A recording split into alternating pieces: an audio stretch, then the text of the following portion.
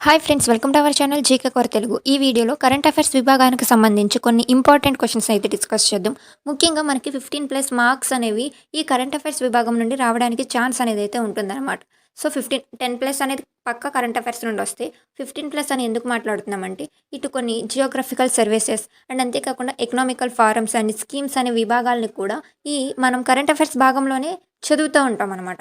వాటిని కూడా పర్టికులర్‌గా ఎకనామీ సర్వే నుండి కాకుండా కరెంట్ అఫైర్స్ విభాగంలో కొత్తగా యాడ్ అవుతుంటాయి. రేట్స్ మారుతూ ఉంటాయి, పడిపోతూ ఉంటాయి. ఈ బడ్జెట్ విషయాలకు గానీ, ఇవన్నీ కూడా కరెంట్ అఫైర్స్ విభాగంలోనే మనం చదువుతూ ఉంటాం న్యూ డేటా బేస్డ్ ఆధారంగా. సో, వాటిని కూడా కలుపుకొని మనకి 15+ మార్క్స్ అయితే రావడానికి ఛాన్స్ ఉంటది. పర్టికులర్‌గా ఈ కరెంట్ అఫైర్స్ విభాగం నుండి. చాలా అంటే చాలా ఇంపార్టెంట్ టాపిక్ అనమాట. ఈ వీడియోలో 2024, 25, 26కి సంబంధించి ముఖ్యంగా లాస్ట్ 3 ఇయర్స్‌లో కొన్ని important and most expected previous ఇయర్‌లో 25, 24 ఆటిల్లోకి సంబంధించి ఏ క్వెషన్స్ అయితే అడిగాడో అవి కొన్ని ఎక్స్‌పెక్టెడ్ క్వెషన్స్‌ని అయితే ఈ వీడియోలో డిస్కస్ చేయడం జరుగుతుంది. సో, వీటితో పాటు మీరు రిమైనింగ్ ఉన్నటువంటి అన్ని కరెంట్ అఫైర్స్‌ని చదవడానికి కూడా ట్రై చేయండి.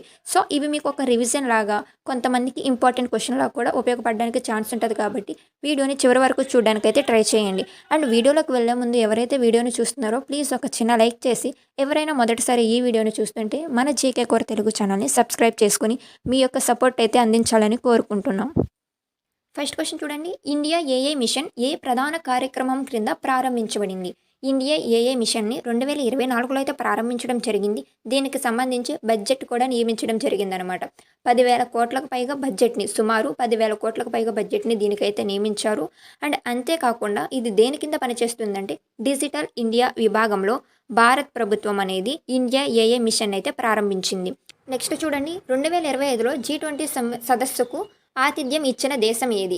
ఇచ్చిన దేశం వచ్చేసి దక్షిణాఫ్రికా అనమాట 2025లో. మరి 2026 విషయానికొస్తే అమెరికా అనేది దీనికి హోస్ట్ చేయబోతుంది. ఆతిథ్యం అనేది ఇవ్వబోతుంది. అసలు ఏంటి ఈ G20 సమిట్ అని అన్నది ఒకసారి చూస్తే, ఈ G20 అనేది గ్రూప్ ఆఫ్ 20 అనమాట. ఫుల్ ఫామ్ వచ్చేసి. దీన్ని 1999 సంవత్సరంలో అయితే స్థాపించడం జరిగింది. ఇది ముఖ్యంగా ఏం చేస్తుందంటే డిజిటల్ అభివృద్ధి, ప్రపంచ ఆర్థిక వ్యవస్థ, వాణిజ్యం మరియు వాతావరణ మార్పులు, పేదరికాన్ని ఎలా నిర్మూలించాలన్న అంశాలపై చర్చలైతే చేస్తుందన్నమాట. ఇది ముఖ్యంగా ప్రపంచంలోని ప్రధాన అభివృద్ధి చెందిన మరియు అభివృద్ధి చెందుతున్న దేశాల సమూహం.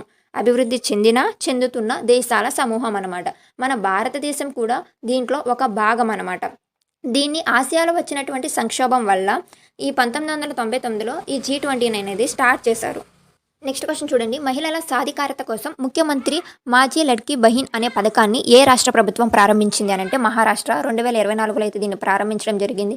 ఎవరికైతే కుటుంబం యొక్క వార్షిక ఆదాయం అనేది 2.5 లక్షలకు లోపు ఉంటుందో అటువంటి ఆడవాళ్ళని 21 నుండి 60 సంవత్సరాల లోపు ఉన్న వాళ్ళకైతే నెలకు 1,500 చొప్పున అనేది అయితే ఆర్థిక సహాయం అనేది అందిస్తుందన్నమాట ఈ పథకం కింద. నెక్స్ట్ చూడండి. నాసా చేపట్టిన యూరోపా క్లిప్పర్ మిషన్ ఏ గ్రహం యొక్క చంద్రుణ్ణి పరిశోధించడానికి ఉద్దేశించబడింది? సో, ఈ ఒక గ్రహానికి దాని చుట్టూ ఉపగ్రహాలు అనేవి ఉంటాయి కదా. నాసా అనేది యూరోపా క్లిప్పర్ అనే ఒక మిషన్ని ప్రారంభించి ఏ గ్రహం యొక్క చంద్రుడిని పరిశోధించాలని చూస్తుంది అనంటే జూపిటర్, గురుడు అనమాట. తెలుగులో దీనికి బృహస్పతి అని కూడా ఇవ్వడానికి ఛాన్స్ ఉంటుంది ఆన్సర్ అనేది. సో, గురుడు అంటారు, బృహస్పతి అని కూడా అంటారనమాట. యూరోపా అనేది ఏంటంటే గురుడి యొక్క ఉపగ్రహం అనమాట. దాని మీద కొన్ని మంచు కొండలు అనేవి ఉన్నాయి. ఆ కొండల్లో నీరు అనేది లభిస్తుందా లేదా అనేటువంటి అంశాలను పరిశోధన చేయడం కోసం ఈ మిషన్ అయితే ప్రారంభించడం జరిగింది. క్వశ్చన్. అంతర్జాతీయ అంతరిక్ష కేంద్రం ISSకు వెళ్ళిన తొలి భారతీయ వ్యోమగామి ఎవరు? ఇక్కడ మనకి తెలుసు స్పేస్కి వెళ్ళిన మొదటి భారతీయుడు ఎవరు? రాకేష్ శర్మ. కాకపోతే ఇక్కడ మనల్ని ఏం అడుగుతున్నాడు? అంతర్జాతీయ అంతరిక్ష కేంద్రం ISSకి వెళ్ళినటువంటి మొదటి భారతీయ వ్యోమగామి ఎవరు అంటే శుభాంశు శుక్ల. ఈయన 2025లో అక్కడికి ISSకి అయితే చేరుకున్నారనమాట. ISSకు ఇక్కడ రాకేష్ శర్మ గారు 1984 సంవత్సరంలో అంతరిక్షంలోకి వెళ్ళినటువంటి మొట్టమొదటి భారతీయుడు. ఈయన శుభాంశు శుక్ల అంతరిక్షంలోకి వెళ్ళిన 2వ భారతీయుడు మరియు అంతర్జాతీయ అంతరిక్ష కేంద్రానికి వెళ్ళిన మొదటి భారతీయుడు. డిఫరెన్స్ గుర్తుపెట్టుకోండి. నెక్స్ట్. భారతదేశపు మొట్టమొదటి మైనింగ్ టూరిజం ప్రాజెక్ట్ ఎక్కడ ప్రారంభించబడింది అంటే జార్ఖండ్లో ప్రారంభించారు. భారతదేశ మైనింగ్ రంగ చరిత్రలో గనుల పనితీరు మరియు ఖనిజ సంపద గురించి ప్రజలకు అవగాహన కల్పించాలన్న ఉద్దేశంతో జార్ఖండ్లో మొట్టమొదటి మైనింగ్ టూరిజం ప్రాజెక్ట్ని అయితే ప్రారంభించారు. నెక్స్ట్ క్వశ్చన్ చూడండి. 2026 నాటికి భారత ఆర్థిక వృద్ధి రేటు ఎంత శాతం ఉంటుందని అంచనా వేయబడింది? మన దేశం యొక్క వృద్ధి రేటును అనేది కేవలం మనకి ఆర్బీఐ మాత్రమే నిర్ణయించదు కదా. ఐక్యరాజ్య సమితి ఉంటుంది, ఐఎంఎఫ్ ఉంటుంది, ప్రపంచ బ్యాంక్ ఉంటుంది, ఏడీబీ ఉంటుంది. ఇవన్నీ కలిపి మనకి ముఖ్యంగా 6.4 నుండి 6.9 లోపు అయితే మన వృద్ధి రేటు నమోదు చేసుకుంటుంది భారతదేశం అని విడుదల చేసిందనమాట నివేదికని. ఇప్పుడు మనకి ముఖ్యంగా చూసుకుంటే ఐక్యరాజ్య సమితి యుఎన్ వచ్చేసి 6.4కి, తర్వాత అంతర్జాతీయ ద్రవ్యనిధి ఐఎంఎఫ్ ఇది వచ్చేసి 6.5 లోపు ఉంటుందని, తర్వాత వచ్చేసి ప్రపంచ బ్యాంకు వరల్డ్ బ్యాంక్ ఉంటుంది కదా, అది వచ్చి 6.6 అని, తర్వాత ఆసియా అభివృద్ధి బ్యాంక్ ఏడీబీ ఉంటుంది కదా, అది 6.9 లోపు ఉంటుందండి. 6.4 కానుండి 6.9 వరకు ఇవన్నీ నివేదికల్ని మనకి ఇచ్చిన ప్రకారం ఈ లోపు ఉంటుందని అయితే వృద్ధి రేటుని మనకి 2026 నాటికి అంటే 27 కూడా అలా కలిపి అయితే మనకి ఇవ్వడం అయితే జరిగిందనమాట ఈ వృద్ధి రేటు అనేది. ఇప్పుడు జరుగుతున్నటువంటి క్రైసిస్ వల్ల, ఇప్పుడు యుద్ధం, ఈ కారణాల వల్ల ఆర్థిక సంక్షోభం అనేది ఇప్పటికే ఎదుర్కొంటున్నాం. దీనివల్ల వీళ్ళు ఇచ్చినటువంటి వృద్ధి రేటుని అంతలాగా చేరుకోకపోవచ్చు కూడా మనం. Next, global best music creator 2025 అవార్డుని ఎవరు గెలుచుకున్నారు అని అంటే షుహాని షా అనేటువంటి వ్యక్తి అయితే గెలుచుకోవడం జరిగింది. ఈ యొక్క అవార్డు ఎక్కడ చేశారంటే అవార్డు సత్కారం ఇటలీలో అయితే జరిగిందనమాట 2025లో. చిన్న వయసులోనే మ్యూజిక్ రంగంలో ప్రవేశించి అంతర్జాతీయ స్థాయిలో గుర్తింపు అయితే పొందింది ఈ షుహాని షా అనేటువంటి వ్యక్తి. ముఖ్యంగా ఈవిడ మన భారతదేశానికి చెందినటువంటి వ్యక్తి కావడం మనకి ఎంతో గర్వకారణం. నెక్స్ట్, ప్యారిస్ ఒలింపిక్స్ 2024 అధికారిక నినాదం ఏంటి, మోటో ఏంటి అని అంటే గేమ్స్ వైడ్ ఓపెన్ అనమాట. Option B is the correct answer. Next question, Mahindra మరియు డీబీఎస్ ప్రారంభించిన గ్రీన్ డీలర్ ఫైనాన్సింగ్ స్కీమ్ దేనికి సంబంధించింది? ఆన్సర్ పర్యావరణ హిత డీలర్ ఫైనాన్సింగ్కి సంబంధించింది. నెక్స్ట్, భారత కేంద్ర బడ్జెట్ 2025-26లో ఏ రంగానికి అత్యధిక ప్రాధాన్యత ఇవ్వబడింది అని అంటే ఆన్సర్ వచ్చేసి మౌలిక వసతులకు, ఇన్ఫ్రాస్ట్రక్చర్స్ అంటే రోడ్లు, రైల్వేలు, విమానాశ్రయాలు, పోర్ట్స్ వంటి మౌలిక వసతులను అభివృద్ధి చేయడానికి కేంద్ర ప్రభుత్వం ఎక్కువ మొత్తంలో సుమారు 12,20,000 బడ్జెట్ని అయితే నియమించడం జరిగింది. మరి 2026-27కి చూసుకుంటే డిఫెన్స్ సెక్టర్స్లో అయితే అంటే 2026-27కి సంబంధించి ఆల్రెడీ మనం డిస్కస్ చేసాం కదా. సో అక్కడ డిస్కస్ చేసేసినవి ఈ వీడియోలో చెప్పట్లేదు, డిస్కస్ చేయని కొన్ని ఇంపార్టెంట్ క్వశ్చన్స్ మాత్రమే ఈ వీడియోలో డిస్కస్ చేద్దాం. నెక్స్ట్, ఉద్యమ్ అసిస్ట్ ప్లాట్ఫామ్ దేనికి సంబంధించింది? ఇది వచ్చేసి ఎంఎస్ఎంఈ అనమాట. So micro, small and medium ఎంటర్ప్రైజెస్కి సంబంధించినటువంటి ఫారం అనమాట, డిజిటల్ ప్లాట్ఫామ్. దీంట్లో చిన్న మరియు సూక్ష్మ వ్యాపారులు అయితే ఉంటారు కదా, వాళ్ళు ఈ పోర్టల్లో నమోదు చేసుకోవడానికి అయితే దీన్ని ప్రారంభించారు ఉద్యమ్ అసిస్టెంట్ని. దీని ద్వారా వీళ్ళు రుణాలు, లోన్స్ పొందవచ్చు. అంతేకాకుండా వీళ్ళకి సంబంధించి ప్రభుత్వం కొన్ని పథకాలు అనేవి పెడుతుంది కదా, వాటి యొక్క ప్రయోజనాలు కూడా దీని ద్వారా వీళ్ళు పొందుకోవడం జరుగుతుంది డిజిటల్గా. నెక్స్ట్, భారత్ ఎన్సీఏపీ దేనిని రేటింగ్ చేయడానికి ఉపయోగపడుతుంది అని అంటే ఆన్సర్ కార్ సేఫ్టీ అనమాట. కార్ల భద్రత గురించి అయితే ఇది సంబంధించింది. ముఖ్యంగా 3 అంశాలని పరిగణలోకి తీసుకుని ఇది రేటింగ్ అయితే ఇస్తుంది అనమాట. 1 నుండి 5 స్టార్ల రేటింగ్ అనేది అయితే ఇస్తుంది సేఫ్టీ విషయాల్లో. ఫస్ట్ది 3 విషయాల్లో వయోజనంగా ఎలా ఉపయోగపడుతుంది, పిల్లల ఆక్యుపెన్సీలో ఎలా ఉంటుంది, అండ్ భద్రత సేఫ్టీగా ఎటువంటి పారామీటర్స్ని అయితే కలిగి ఉందని కార్ని టెస్ట్ చేసి దానికి సంబంధించి సేఫ్టీ రేటింగ్ అనేది ఇస్తుంది. ఇది వికసిత్ భారత్ 2047 ప్రధాన లక్ష్యం ఏంటంటే భారతదేశాన్ని అభివృద్ధి చెందిన దేశంగా మార్చడం అనమాట.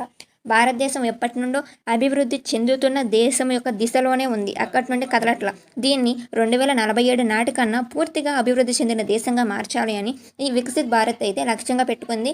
కరెక్ట్గా 2047కి మనకి స్వతంత్రం వచ్చి 100 సంవత్సరాలు అవుతుంది. నెక్స్ట్, ఇటీవల యునెస్కో వారసత్వ ప్రదేశమైన బీర్ మౌండ్లో అరుదైన కుషానుల యుగ నాణేలు ఏ దేశంలో బయటపడ్డాయి? కుషాను యుగ నాణేలు అనేవి రీసెంట్గానే బయటపడడం అనేది జరిగింది. అవి యునెస్కో చేత కూడా గుర్తింపు పొందిందనమాట.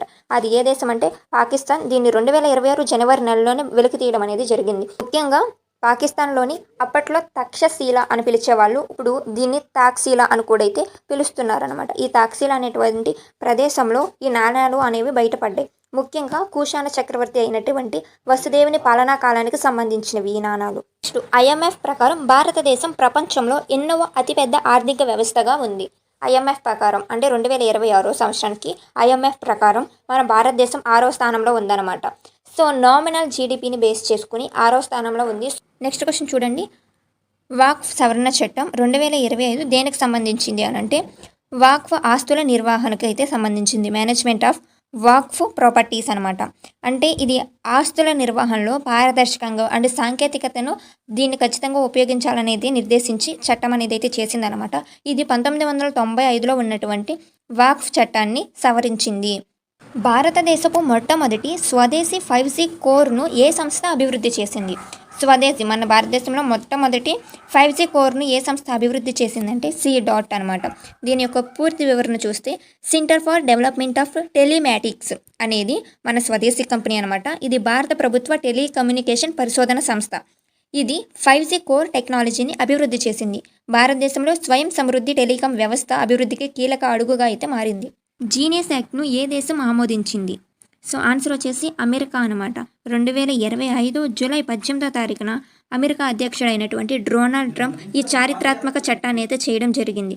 ముఖ్యంగా ఈ డాలర్స్ ఆధారిత స్టేబుల్ కాయిన్స్ మరియు డిజిటల్ కరెన్సీల నియంత్రణ కోసం అమెరికా ఈ జీనియస్ యాక్ట్ని అయితే ప్రవేశపెట్టింది. డేట్ గుర్తుపెట్టుకోండి, డేట్కి సంబంధించి క్వశ్చన్ రావచ్చు ఈ యాక్ట్ మీద, రీసెంట్గా జరిగింది కాబట్టి. నెక్స్ట్, UN వాతావరణ మార్పుల సదస్సు COP29 ఎక్కడ జరిగింది అంటే అజర్బైజాన్. ఈ అజర్బైజాన్లో అయితే 2024లో అయితే జరిగింది. నవంబర్ నెలలో సుమారు 200 దేశాల యొక్క సమూహంతో అయితే ఈ సదస్సు నిర్వహించడం జరిగింది. వాతావరణ మార్పులు మరియు వాటి యొక్క ఆర్థిక విషయాలపై చర్చలు అయితే నియమించడం జరిగింది. ఈ అజర్బైజాన్ రాజధాని అయినటువంటి బాకులో అయితే ఈ సదస్సును నిర్వహించారు. నెక్స్ట్, ప్రపంచంలో తొలిసారిగా CO2ను ఆహారంగా మార్చే ప్రక్రియను ఏ దేశ శాస్త్రవేత్తలు విజయవంతంగా పూర్తి చేశారు? కార్బన్ డైఆక్సైడ్ను ఆహార పద్ధతిగా మార్చేటువంటి ఒక ప్రక్రియను ఏ దేశ శాస్త్రవేత్తలు విజయవంతంగా పూర్తి చేశారు అంటే చైనా అనమాట. సూక్ష్మజీవ సాంకేతిక సహాయంతో అయితే ఈ కార్బన్ డైఆక్సైడ్ను ప్రోటీన్ ఆధారిత ఆహార పదార్థంగా మార్చడంలో విజయవంతం అయ్యారు. భారతదేశంలో నేషనల్ బ్రాడ్కాస్టింగ్ డేని ఏ రోజున జరుపుతారంటే జూలై 23 అనమాట. 1927 సంవత్సరం జూలై 23న భారతదేశంలో మొదటి రేడియో ప్రసారం ప్రారంభమైంది. సో ఆ రోజు యొక్క సందర్భంగా ప్రతి సంవత్సరం జూలై 23న నేషనల్ బ్రాడ్కాస్టింగ్ డేగా సెలబ్రేట్ చేస్తారు. మళ్ళీ తర్వాత దీన్ని భారత ప్రభుత్వం కైవసం చేసుకుని ఆల్ ఇండియా రేడియో ఎయిర్గా అయితే మార్చడం జరిగింది. నెక్స్ట్ క్వశ్చన్, గత 5 ఏళ్లలో భారతదేశం యొక్క మేధో సంపత్తి ఫైలింగ్లను ఎంత శాతం పెంచిందంటే 44%, 44% అనేది అయితే పెంచింది. PM శ్రీ పాఠశాలల కార్యక్రమం ప్రధానంగా దేనిని లక్ష్యంగా పెట్టుకుందంటే ఆప్షన్ ఏ, పాఠశాలలను NEP ప్రమాణాలకు అనుగుణంగా అప్గ్రేడ్ చేయడం.